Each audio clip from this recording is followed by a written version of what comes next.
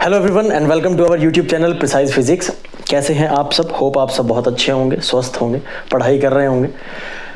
हमने अब तक 6 चैप्टर के कुछ टॉपिक्स को कवर किया है, जिसमें हमने वर्क डन और काइनेटिक एनर्जी के बारे में थोड़ा बहुत पढ़ा।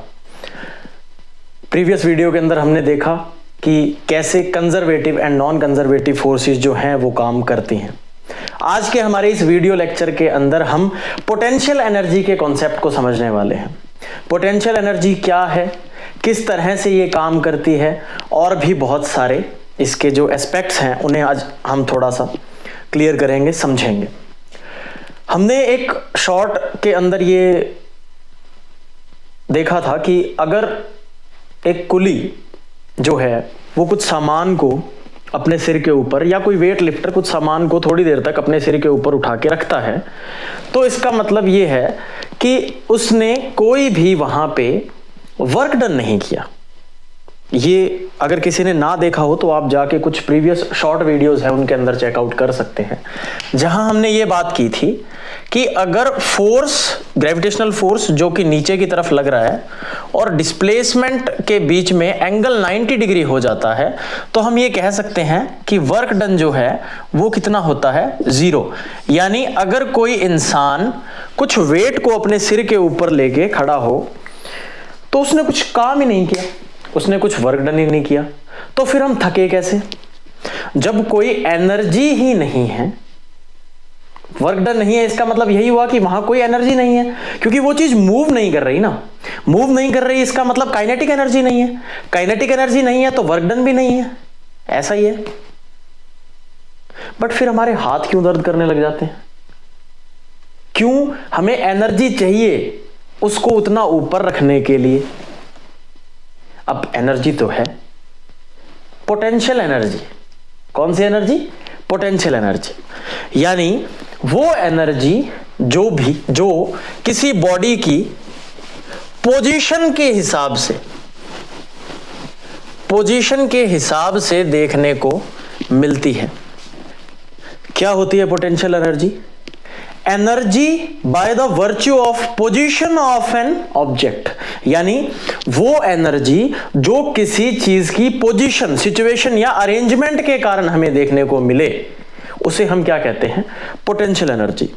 तो सबसे पहले अगर हम पोटेंशियल एनर्जी के कॉन्सेप्ट की बात करें तो पोटेंशियल एनर्जी बेसिकली हम ये कह सकते हैं कि पोटेंशियल एनर्जी अपने आप में कोई एनर्जी नहीं है। ये एनर्जी एक रिलेटिव एनर्जी होती है। यानी इसे हमेशा किसी एक पर्टिकुलर पॉइंट से रिलेट करके ही हम बता सकते हैं। फॉर एग्जांपल, किसी हाइट के ऊपर रखा हुआ है कोई ऑब्जेक्ट, तो हम ग्राउंड को 0 मान के, हम ये मान के कि जो ग्राउंड है, ग्राउंड के ऊपर पोटेंशियल एनर्जी 0 होगी, हम उसके रिलेटिव में उस पर्टिकुलर हाइट के ऊपर gravitational potential energy find out करते हैं। इसी तरह जब हम स्प्रिंग पोटेंशियल एनर्जी की बात करते हैं तो एक किसी पर्टिकुलर पॉइंट पे जहां पे स्प्रिंग इनिशियल कंडीशन के अंदर है, वहां से हम अगर स्प्रिंग को आगे या पीछे मूव करते हैं तो उस पर्टिकुलर पॉइंट से कितना आगे पीछे हम जा रहे हैं, इस चीज के ऊपर वो जो हमारी पोटेंशियल एनर्जी है, स्प्रिंग पोटेंशियल एनर्जी है, वो डिपेंड करती है। यानी यहां इंपॉर्टेंट क्या है? यहां इंपॉर्टेंट है ये पर्टिकुलर पॉइंट जहां से, जिसके रिलेटिव में हम पोटेंशियल एनर्जी को फाइंड आउट कर रहे हैं। तो ये एक बहुत ही बेसिक सा कॉन्सेप्ट है कि पोटेंशियल एनर्जी को हम हमेशा रिलेटिव में ही देखते हैं, किसी एक पर्टिकुलर पॉइंट के। ठीक है, जैसे हम अगर इलेक्ट्रोस्टैटिक पोटेंशियल एनर्जी की बात करें तो उसे हमेशा इनफाइनाइट पॉइंट से देखा जाता है। यानी इनफाइनाइट के अंदर अगर कोई चार्ज रखा हुआ है तो उसकी पोटेंशियल एनर्जी जो होती है वो 0 होती है। अगर इनफाइनाइट से उसे किसी पर्टिकुलर पॉइंट के ऊपर ब्रिंग किया जाता है तो उसकी पोटेंशियल एनर्जी उसके अंदर लाने में कुछ ना कुछ बढ़ जाती है। ठीक है, तो इस तरह से हम पोटेंशियल एनर्जी के कॉन्सेप्ट को थोड़ा समझ सकते हैं। अब पोटेंशियल एनर्जी की हम बात कर रहे हैं तो अब तक हमने जो पढ़ा है हमेशा से एक बेसिक सा फॉर्मूला mgh, तो हम थोड़ा सा उसकी भी बात करते हैं। तो उसे हम कहते हैं gravitational potential energy.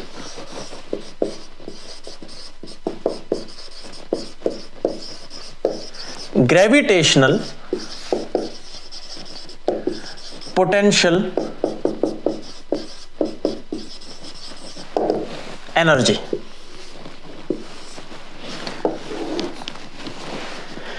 Potential energy को डिफाइन कुछ इस तरह से किया जाता है, क्योंकि ये बेसिकली वर्क डन के ही बराबर होती है। तो वर्क डन का फॉर्मूला हम देख चुके हैं, F डॉट S। अगर मैं किसी स्मॉल सेगमेंट के अंदर वर्क डन की बात करूं तो वो बराबर होता है dW के, और F डॉट ds हम वहां पे निकालते हैं।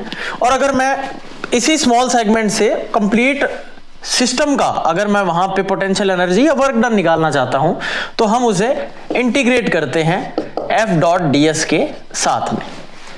और जैसे कि हमने अभी बोला कि ये हमेशा जो पोटेंशियल एनर्जी है बेसिकली ये हमेशा किसी एक पर्टिकुलर पॉइंट के रिस्पेक्ट में ही इसे देखा जाता है। तो अगर हम इस डिस्प्लेसमेंट वेक्टर की जगह पे एक पोजीशन वेक्टर का यूज करें तो इसे कुछ इस तरह से समझा जा सकता है, F dot dr and from this position vector to zeroth vector, वो पोजीशन जिस पोजीशन को हमने रिलेटिव माना है, जिसके रिस्पेक्ट के अंदर हमें पोटेंशियल एनर्जी फाइंड आउट करनी है। अगर इस तरह से हम इसे निकालते हैं तो ये जो फॉर्मूला है ये होता है पोटेंशियल एनर्जी के लिए। अब इसी एक बेसिक से फॉर्मूले का यूज करके हम ग्रेविटेशनल पोटेंशियल एनर्जी को फाइंड आउट करेंगे। बहुत ज्यादा अंदर नहीं घुसना, बस एक सिंपल सा लॉजिक लगाना है। वो ये है कि अगर मैं ग्रेविटेशनल फोर्स की बात कर रहा हूं, इसका मतलब यहां पे जो वर्क डन होने वाला है वो ग्रेविटेशनल फोर्स के उल्टा होगा। यानी मैं ये कह सकता हूं कि ग्रेविटेशनल फोर्स को ओवरकम करते हुए किसी ऑब्जेक्ट को अगर हम ऊपर लेके जा रहे हैं तो उस बॉडी के ऊपर जो वर्क डन हो रहा है वो उस पोटेंशियल एनर्जी के बराबर है जितनी उस पर्टिकुलर पॉइंट के ऊपर, उस पर्टिकुलर हाइट के ऊपर, उस ऑब्जेक्ट के ऊपर लग रही है। यानी जो फोर्स है वो हो गया mg। डिस्प्लेसमेंट कितना हो गया?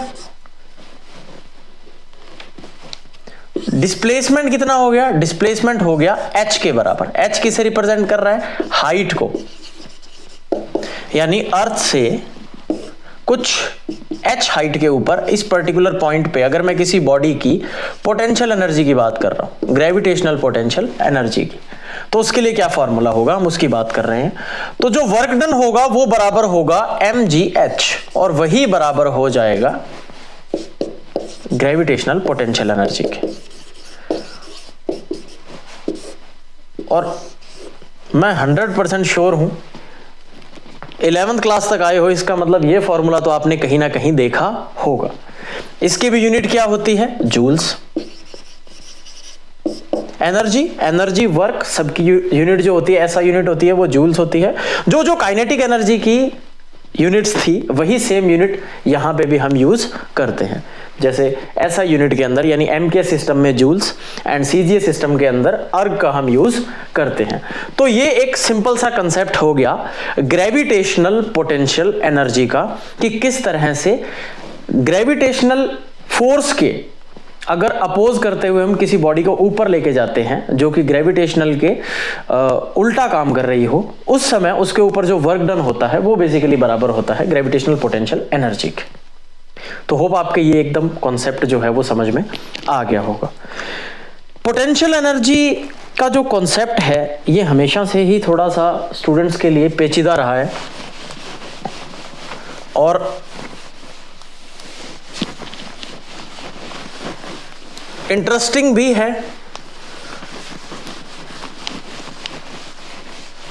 जिसे अच्छे से समझ में आ जाए उसके लिए।